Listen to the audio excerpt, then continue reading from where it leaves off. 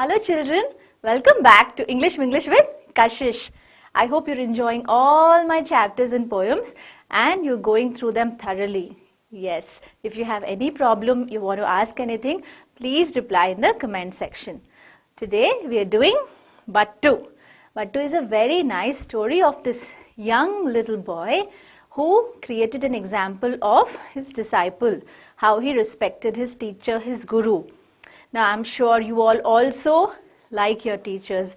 Some of you might not like them also, but giving respect to your teachers is the most important, right? Because they put in so much effort for you to go somewhere in life, especially at this time, difficult times when they have to get from online, from physical classroom to online classroom. It's a lot of effort, but they're all trying their best, aren't they? Yes, so hold their hand and walk towards a great journey of life. Respect your teachers. Let's see what Buttoo does here. So we'll talk about Toru Dutt, the poet here first. Now guess her age. She was a young little girl when she died. She was just 21 when she died, and she created such beautiful poems before she died. She was a Bengali translator. Who is a translator? A translator is someone who converts one language to another. It can be from English to Hindi or Hindi to Kannada, etc. And poet from the Indian subcontinent who wrote in English and French in what was then British India. At that time, British had conquered India and was controlling India. She had also mastered in Sanskrit. She died at a very young age, 21. The poem tells us the story of a figure named Buttoo. Who is Buttoo?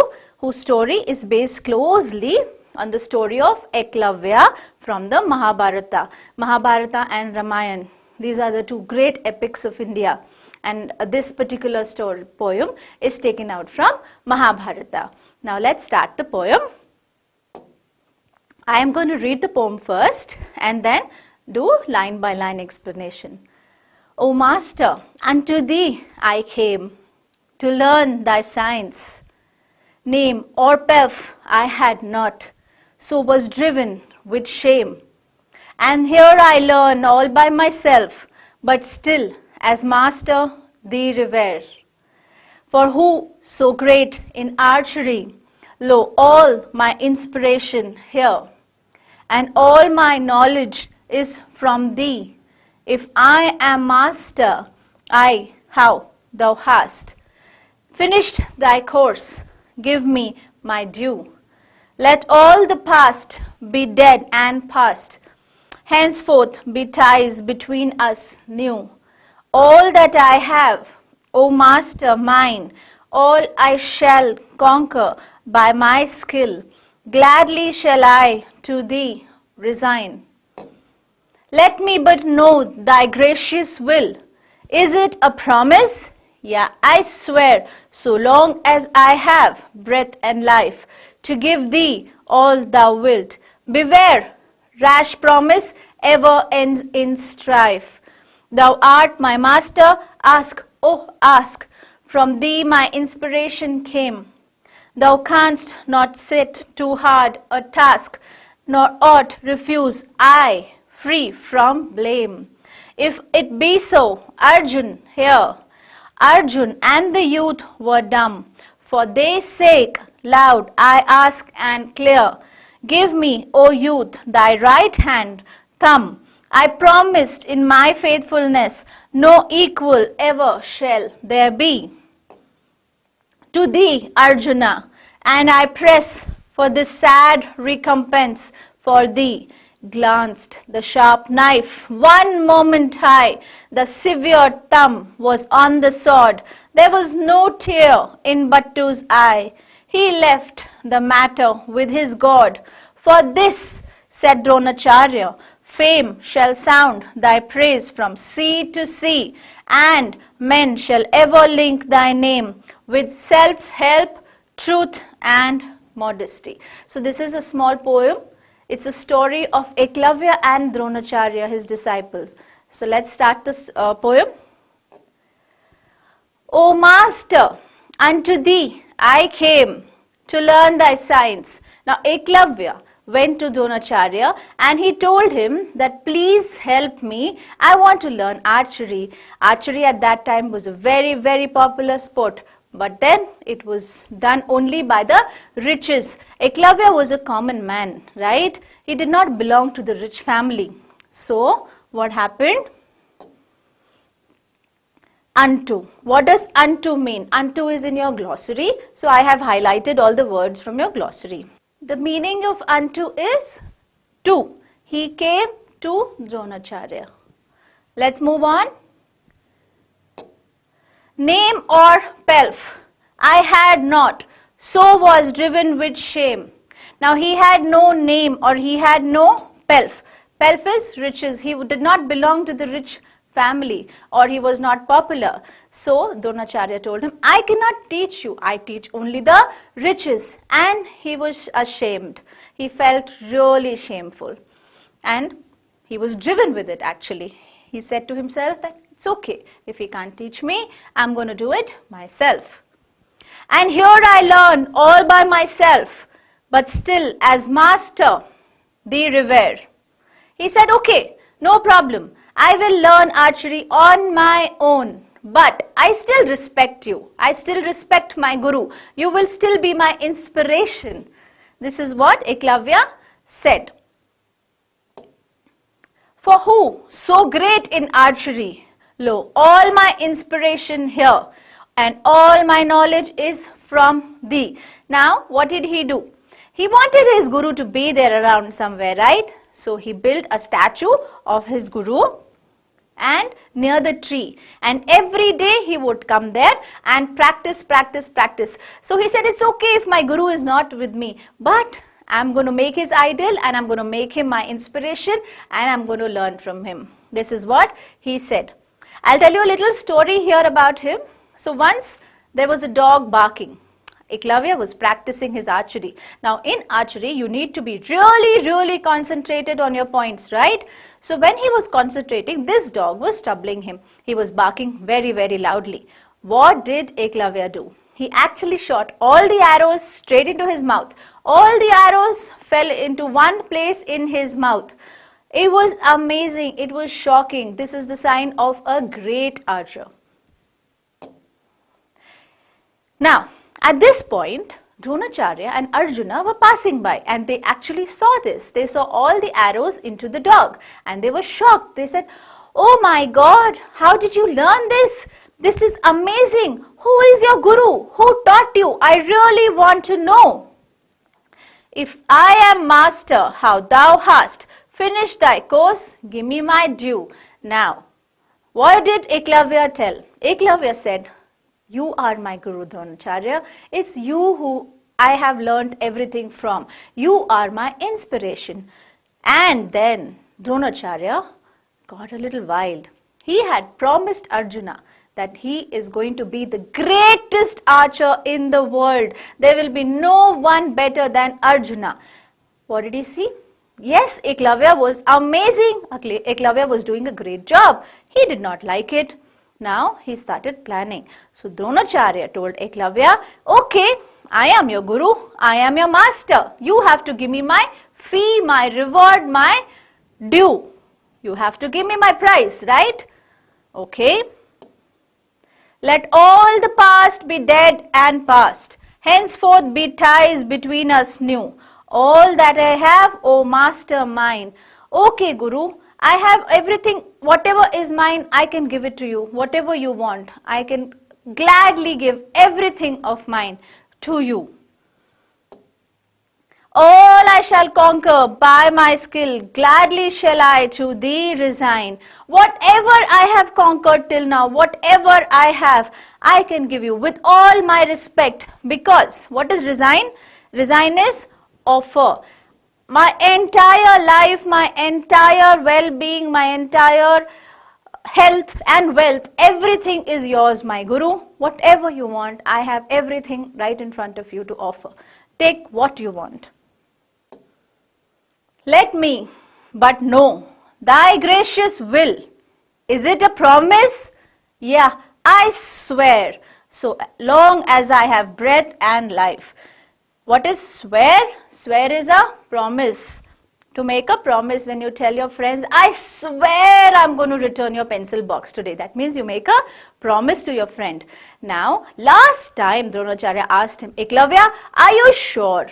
Think in your mind. Are you really sure that you will give me what I ask for? Is it a promise? Are you telling really that you will give? What did Eklavya say? Yes, I swear. Yes, I promise. As long as I live, I promise that I'll give you anything that you want, my Guru. To give thee all thou will. Beware, rash promise ever ends in strife. Now that you are telling me that you will give me anything I want, you think about it one more time. Because when you're angry or when you're in a hyper situation and if you promise something, the result cannot be good. Yes, when you're angry with your friend and sometimes in a fight you tell him that I'm never going to talk to you again, I'm not going to do this for you again. In next 2 days, you'll start missing your friend, right? So when you're angry or when in a fight, do not make promises. That's what happened here. What does strife means? Strife means trouble. It can sometimes get you in trouble. When you're angry and you make some promises, it might take you to trouble. Thou art my master. Ask, O ask. From thee my inspiration came. Thou canst not set too hard a task. You are my Guru, my master, my inspiration. You are my Lord, close to my Lord. Whatever you ask, I will give it to you. Thou canst not set too hard a task. It is not hard to give you anything that I have, my master. You ask. Nor aught refuse I, free from blame. He says that I don't want to be blamed about it later, that my master asked me about something and I could not give. I don't want to be blamed. If it be so, Arjuna here.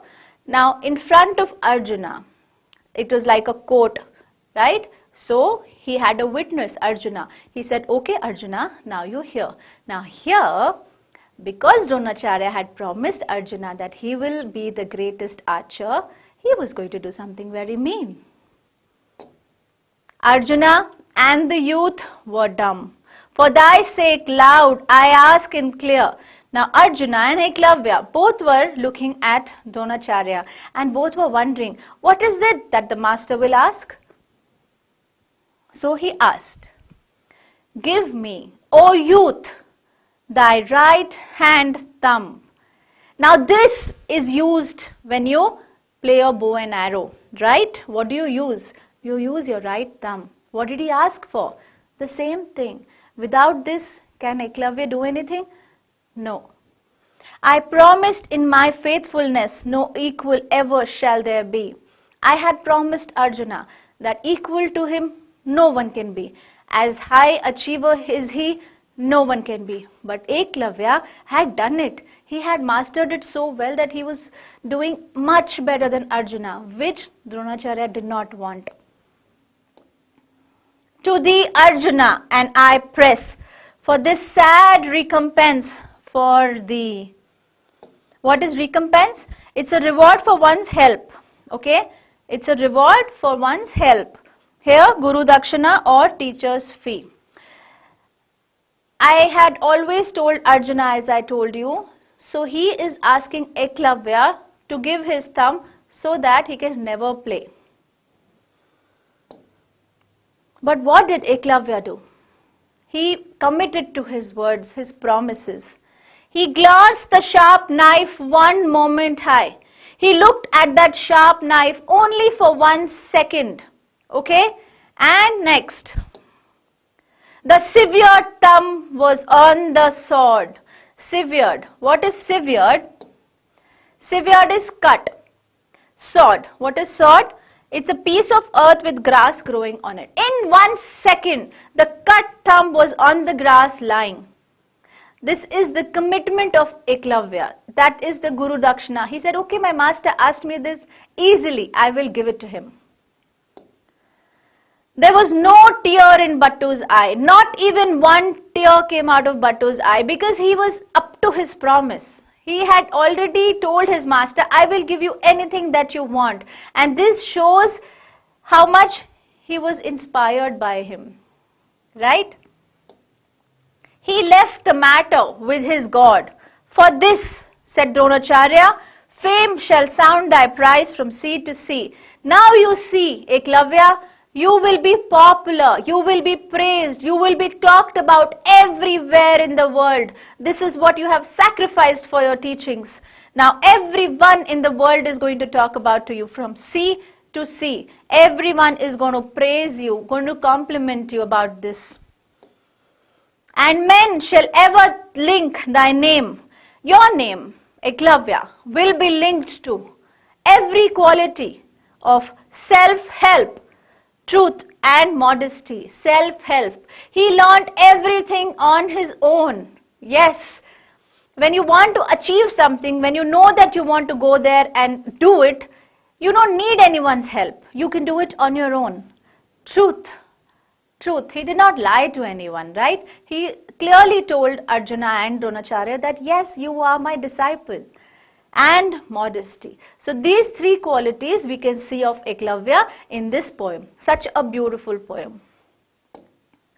Now we are at the question answers. You can all do it with me. The question answers are on the page number 122. You can open them and do it with me together. Why had Buttoo gone to Dronacharya? Buttoo had gone to Dronacharya to learn the science of archery. Okay. Question number 2. How did Drona respond to Buttoo's request? What happened when he went there and what did Dronacharya say to him? Buttoo was neither from a royal family nor rich. Hence, he was rejected and driven away with shame. Question number 3. I came here to learn thy science, says Buttoo. What does thy science refer to here? Dronacharya's science refers to his expertise in archery. Okay. Question number 4. Why did Buttoo revere Drona as his master? Buttoo revered Drona as his master because Drona was the best in archery. What was revered? Respect. Why did he respect Dronacharya? Because he was the best in archery. And Buttoo got his inspiration and knowledge from him. Sometimes when you even see a person, you learn from them, you learn their techniques, right? Now you have YouTube channels for everything. Even if you want to learn anything, just go to the YouTube channel and learn. Don't wait for anyone to push you to it. Okay? Get inspired. Question number 5. Buttoo says, all that I have, all I shall conquer by my skill. Gladly shall I to thee resign. This shows Buttoo's, these are the 4 options, we need to choose one. Reverence to Drona, generosity, gratitude or foolishness. Which option do you think is correct? With me, mark it in your book too. It is reverence to Drona. Alright? You can also tick it in your textbook. It's option number A. Question number 6. Rash promise ever ends in strife, in trouble. By saying this, Drona is, these are the options given in your textbook, warning Buttoo of unpleasant consequences, offering Buttoo a chance to change his stance, hinting that his demand for recompense could be damaging or destructive to Buttoo, or regretting the rash promise he had made to Arjuna. The correct answer is C and D. Now he is saying rash promise ever ends in trouble. Okay, by saying this he means that he is hinting that his demand for recompense could be damaging or destructive to Buttoo. So he should very clearly think before saying that I will give you whatever you ask for. Now question number 7. What did Drona seek from Buttoo as recompense? What did he ask from Buttoo? Drona asked for Buttoo's right hand thumb as recompense, as the reward. Question number 8. What justification did Drona give for his unfair demand? What did he say? Why is he demanding something like this? He says that he had promised Arjuna that he shall make Arjun the best archer ever and shall be no equal to Arjuna at archery. So that's why he made this unfair demand to Eklavya. Let's go to the next question. Question number 9. Buttoo. A small extract from a very long poem is composed in an epic form. It makes use of archaic words like unto, thee, which are in line 1. Pick out the other archaic words from this extract. Archaic words are words or small words which were used in historic poems long time back. They are not used now more often, but sometimes some poet uses. So they are thy, lol, hast, wilt, canst, ought. These are the other archaic words in the poem. Moving on to the 10th question. The poem makes use of the dialogue form. Dialogue is the conversation between two people. The two speakers in the poem are Drona and Buttoo. Identify the lines or passages spoken by each of them. Now these are the lines spoken by them. Drona, if I master between us knew, it is a promise. Beware, rash promise never ends in strife. If it be so, Arjun, heart. For thy sake, this is what Eklavya says. For thee, for this modesty, Buttoo, O master, unto thee, from thee. Now Eklavya again says, all that I have, they gracious will. Yes, I swear thou wilt. Thou art my master from blame. Now I will read the summary again to you to end the poem. And you can go to the summary before your exam for a quick note. Guru Dronacharya and Buttoo, which is Eklavya, is a famous story of Mahabharata era. Drona was very legendary and illustrious teacher. He taught only for princes and they became masters of all the arts which related to the warfare. When Buttoo requested Drona, because he really liked archery, to teach him, Drona refused to teach as it was restricted only to the royal princes. So Buttoo embarks upon an idea of self-study. He installed the clay statue of Drona and able to gain the level of skill equivalent to that of Arjuna or even better than that. Once Buttoo was very much disturbed by barking dog. This is the incident that I told you about. Furious Buttoo filled the mouth of the dog with 7 arrows in fast succession. Succession is one after the other. By seeing his talent, Drona recalled Arjuna's claim that he would allow no other child or pupil to be the equivalent of Arjuna. Now what does he do? As a matter of promise, Drona asked him to give his right thumb. Buttoo, however, cheerfully and without any hesitation, severed his right thumb and offered it to Drona and took an oath of not to shoot her hereafter. Drona accepted the Guru Dakshina or the reward or the fee to the Guru. Drona purposely asked his right thumb so that Buttoo has to lose his ability to pursue archery. This poem personifies the noblest human qualities of Buttoo towards his master Dronacharya. Okay, what are the qualities? Self-help, trust, modesty. Okay, so I hope you enjoyed the poem. There are a lot of quizzes and question answers are all in the app. Enjoy this and I will see you again with the next chapter or poem. Signing out, Kashish Chugh. Bye-bye.